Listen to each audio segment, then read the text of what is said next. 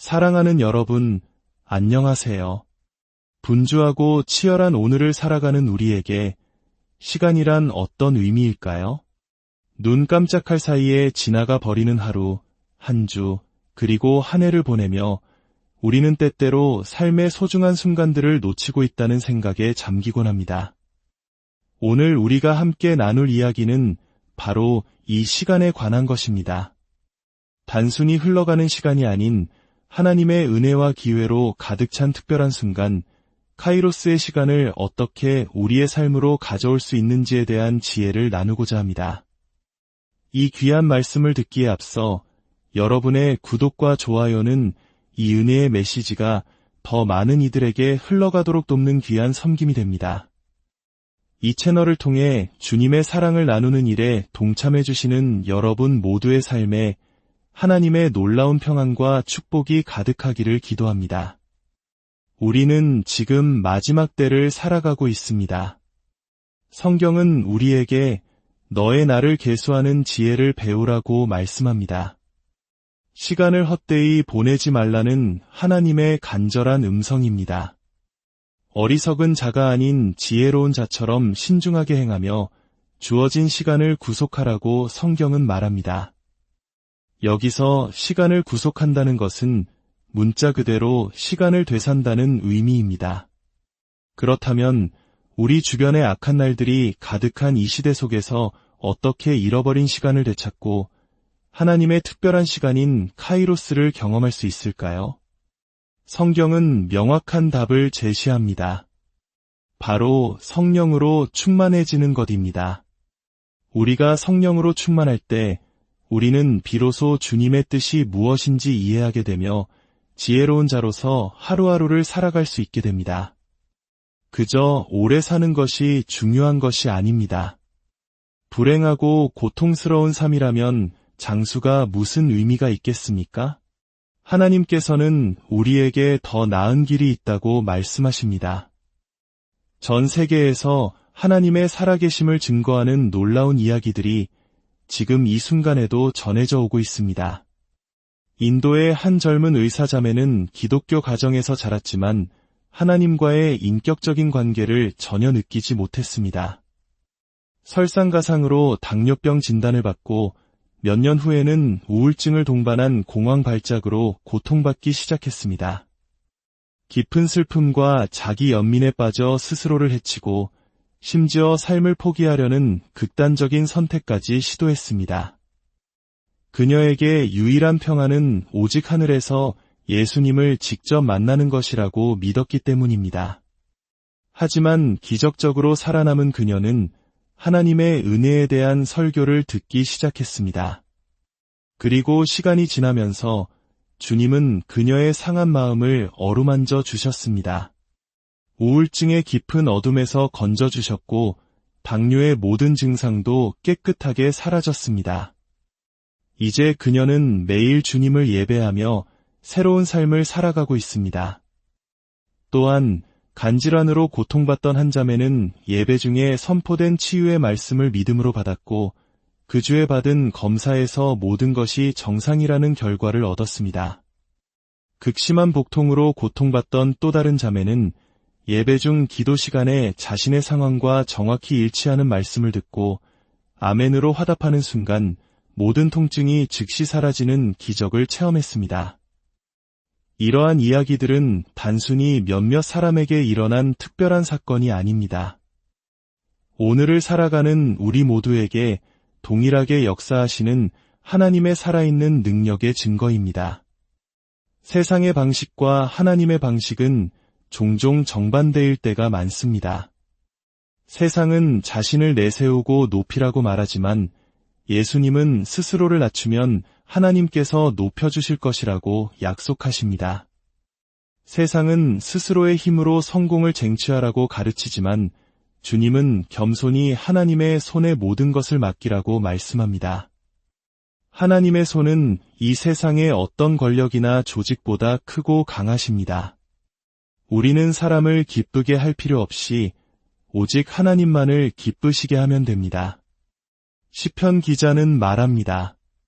승진과 성공은 동쪽이나 서쪽, 남쪽에서 오는 것이 아니라 오직 하나님께로부터 온다고 말입니다.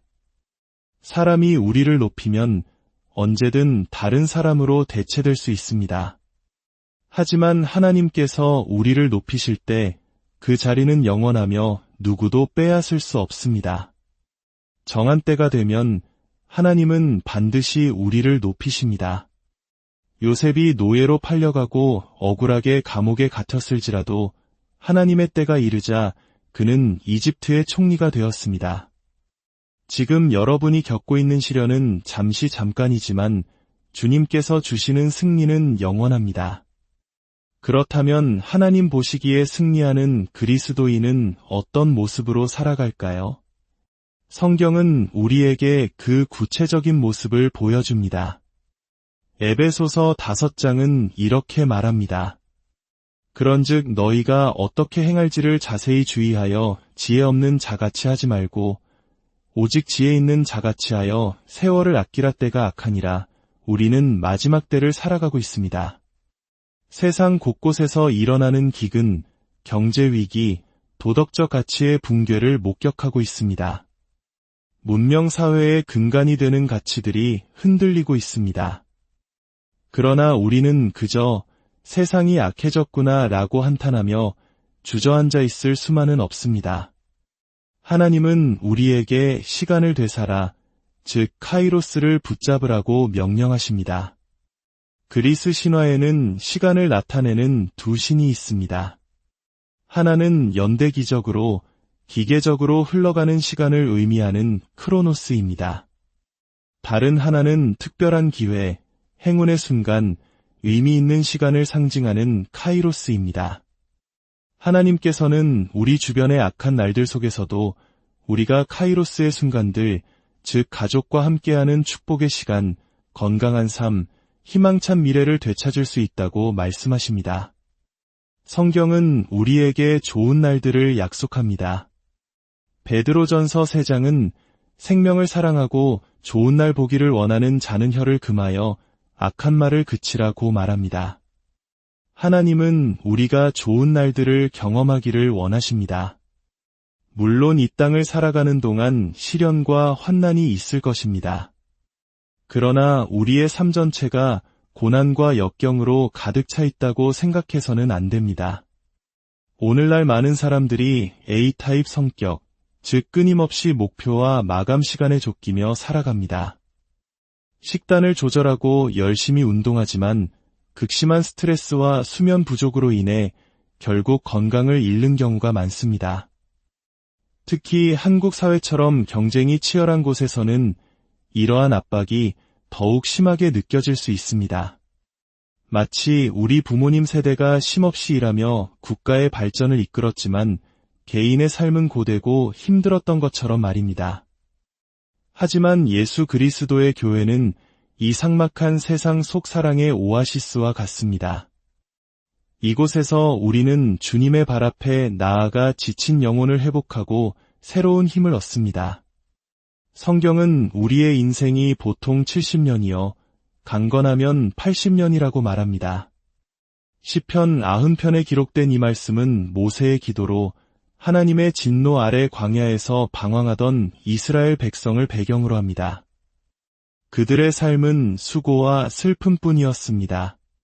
하지만 바로 다음 장인 시편 91편에서 하나님은 우리에게 전혀 다른 삶을 약속하십니다. 내가 그를 장수하게 함으로 그를 만족하게 하며 나의 구원을 그에게 보이리라. 여기서 중요한 단어는 만족입니다. 단순히 오래 사는 것이 아니라 삶에 대한 깊은 만족감을 누리는 삶입니다.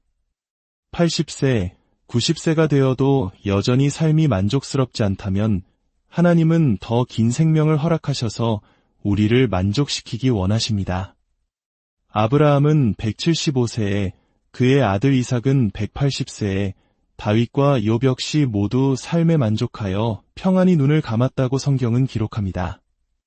이것이 바로 율법 아래가 아닌 은혜 아래 살아가는 우리에게 주어진 하나님의 약속입니다.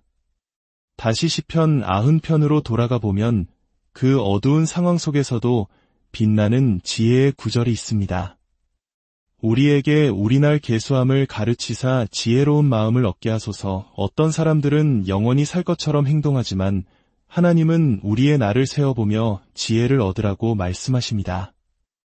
온라인 계산기에 자신의 생년월일을 입력하면 살아온 날짜를 정확히 알 수 있습니다. 저는 최근에 계산해보니 22,000일이 넘었습니다. 제 아들은 이제 겨우 4,000일을 넘겼습니다. 시간은 정말 빠르게 흘러갑니다. 아이들이 눈 깜짝할 사이에 자란다는 말은 결코 과장이 아닙니다. 그렇다면 이 소중한 시간을 낭비하지 않고 매 순간을 카이로스로 채우는 비결은 무엇일까요? 에베소서 5장은 계속해서 말합니다. 그러므로 어리석은 자가 되지 말고 오직 주의 뜻이 무엇인가 이해하라. 어떻게 하면 하나님의 뜻을 알 수 있을까요? 40일 금식 기도를 해야만 알 수 있는 걸까요? 성경은 훨씬 더 쉽고 명확한 길을 보여줍니다. 술 취하지 말라. 이는 방탕한 것이니 오직 성령으로 충만함을 받으라. 시와 찬송과 신령한 노래들로 서로 화답하며 너희의 마음으로 주께 노래하며 찬송하며 범사의 우리 주 예수 그리스도의 이름으로 항상 아버지 하나님께 감사하라. 바로 이것입니다. 성령 충만을 받는 길은 우리의 입술로 시와 찬송과 신령한 노래를 부르는 것입니다. 술에 취한 사람이 모든 걱정을 잊고 담대해지는 것처럼 성령에 충만한 사람은 세상의 염려에서 벗어나 참된 담대함과 평안을 누리게 됩니다. 그리고 여기에는 숙취도 부작용도 없습니다. 놀라운 것은 성령으로 충만함을 받으라는 말씀이 헬라어 원문에서는 계속해서 채워짐을 받으라는 수동태 명령형으로 되어 있다는 점입니다. 이것은 우리가 노력해서 성령 충만을 쟁취하는 것이 아니라 우리가 마음의 문을 열고 계속해서 성령의 채우심을 허락해야 한다는 의미입니다. 그렇다면 우리의 능동적인 역할은 무엇일까요?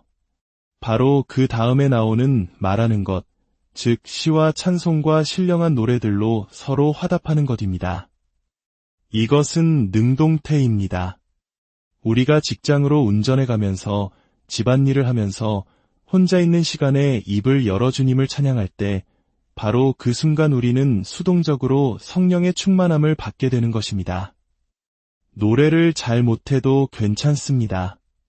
성경은 노래하라고만 하지 않고 말하라고도 했으니까요. 입으로 찬양의 가사를 읊조리는 것만으로도 충분합니다.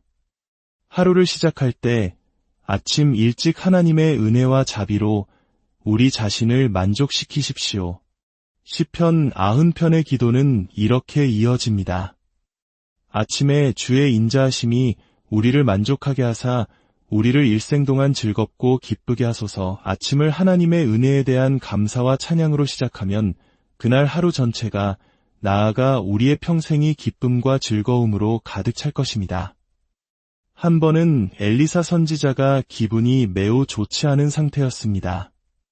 이스라엘 왕이 그를 찾아와 하나님의 뜻을 물었을 때 엘리사는 심기가 불편해 쳐다보지도 않으려 했습니다. 예언을 해야 하는데 영적인 흐름이 막힌 것을 스스로 안 것입니다. 그때 엘리사가 무엇을 했습니까? 그는 이렇게 말했습니다. 이제 내게로 검은고 탈자를 불러오소서. 그리고 악사가 검은고를 연주하자 바로 그때에 하나님의 손이 엘리사 위에 임했습니다. 그리고 놀라운 예언이 선포되었습니다. 음악과 찬양이 막혔던 영적인 통로를 연 것입니다. 찬양은 단순히 감정 표현이 아닙니다. 그것은 우리의 영을 채우고 지혜를 부어주며 하나님의 뜻을 분별하게 하는 가장 강력한 통로입니다. 솔로몬의 지혜가 당대의 모든 현자들보다 뛰어났다고 성경은 말하는데 흥미롭게도 그 비교 대상 중에는 그의 아버지 다윗 시대의 찬양 대장들이었던 에단, 헤만, 갈골, 다르다 같은 인물들이 포함되어 있습니다. 이는 지혜와 찬양이 얼마나 깊이 연결되어 있는지를 보여줍니다. 에단이라는 이름은 끊임없이 흐르는 강을, 헤만은 신실함을, 갈골은 공급받음을, 다르다는 지혜의 진주를 의미합니다. 우리가 끊임없이 신실하게 주님을 찬양할 때 하나님께서는 우리의 삶에 필요한 모든 것을 공급해 주시고 하늘의 지혜를 부어주시는 것입니다. 마지막 때 어둠이 온 땅을 덮고 캄캄함이 만민을 가릴 때 오히려 우리 그리스도인들의 빛은 더욱 밝게 빛날 것입니다. 이사야 60장은 예언합니다. 일어나라 빛을 발하라 이는 내 빛이 이르렀고 여호와의 영광이 내 위에 임하였음이니라. 세상 사람들이 그 빛을 보고 나아올 것이며 잃어버렸던 자녀들이 먼 곳에서 돌아올 것입니다. 그리고 이방 나라들의 재물이 내게로 올 것이라고 약속합니다. 어떻게 이 놀라운 일이 가능할까요? 이사야 60장은 그 비밀의 문을 알려줍니다. 내 성문은 항상 열려 주야로 닫히지 아니하리니 이는 사람들이 내게로 이방 나라들의 재물을 가져오며 그들의 왕들을 포로로 이끌어 옴이라. 그리고 그 문이 무엇인지 마지막 절에서 밝힙니다. 내가 내 성벽을 구원이라 내 성문을 찬송이라 부를 것이라. 그렇습니다. 여러분, 우리의 성문은 바로 찬송입니다. 우리가 입술을 열어 주님을 찬양할 때 하늘의 문이 열리고 하나님의 모든 공급과 축복과 구원이 우리의 삶 가운데로 흘러 들어오는 것입니다. 그러니 오늘부터 여러분의 마음에 찬송을 품으십시오. 기억하기 쉬운 찬송가 한두 곡을 정해 하루 종일 읊조려 보십시오. 화가 나거나 마음이 어려울 때, 나도 모르게 불평이 터져나오려 할 때 그 대신 찬양을 선택하십시오. 찬양은 결코 작은 일이 아닙니다. 그것은 성령으로 충만해지는 길이며 지혜를 얻는 길입니다. 그것은 뻑뻑한 우리의 관계를 기름칠하고 무거운 삶의 짐을 가볍게 하며 굳게 닫힌 축복의 문을 활짝 여는 열쇠입니다. 이 시간 함께 기도하겠습니다. 두 손을 가슴에 얹고 주님의 임재를 느껴보십시오. 주님, 당신은 나의 하나님이시니 내가 주를 찬양합니다. 당신은 나의 하나님이시니 내가 주를 높이리이다. 선하신 주님께 감사하세요. 그분의 자비는 영원합니다. 이 시간 처음으로 예수님을 마음에 모시길 원하는 분은 저를 따라 기도해 주십시오. 주 예수님, 저는 주님을 나의 구원자, 나의 주님, 나의 하나님으로 고백합니다. 주님께서 나를 의롭게 하시기 위해 죽음에서 부활하신 것을 믿습니다.